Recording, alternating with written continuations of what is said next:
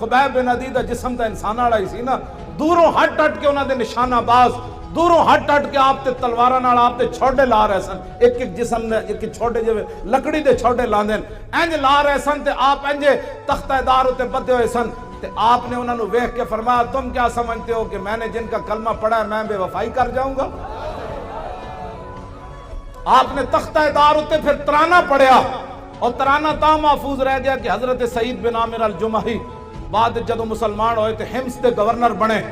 تے فاروق اعظم کو شکایت آئیاں بھئی گورنر نو مرگی دی بیماری ہے، 4 شکایتاں سعید بن عامر الجمحی جدو حضرت عمر کو آئے نا 4 شکایتاں سن، انہاں وچ ایک مرگی دی بیماری۔ آپ نے فرمایا تانوں مرگی دی بیماری روزانہ ڈھے پوندے ہو بے ہوش ہو جاندے ہو؟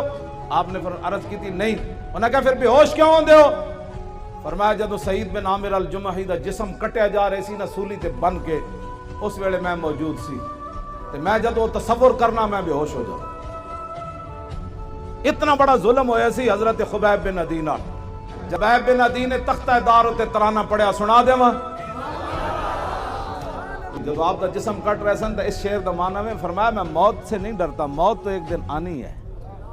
وما بھی ہزار الموت انی لمیتن، فرمایا موت میرا کچھ نہیں بگاڑ سکتی، آج نہیں تو کل تو اس نے آنا ہی تھا، ولیکن ہزاری جہم نار ملفہی، میں تے اس جہنم دی آگ دے شولیں کو ڈرنا جڑا پورا لپیٹ لے لوی دی۔ فرمایا موت سے میں نہیں ڈرتا، میں تو اس آگ سے ڈرتا ہوں کہ حضور سے بے وفائی ہو گئی تو پھر کیا ہوگا۔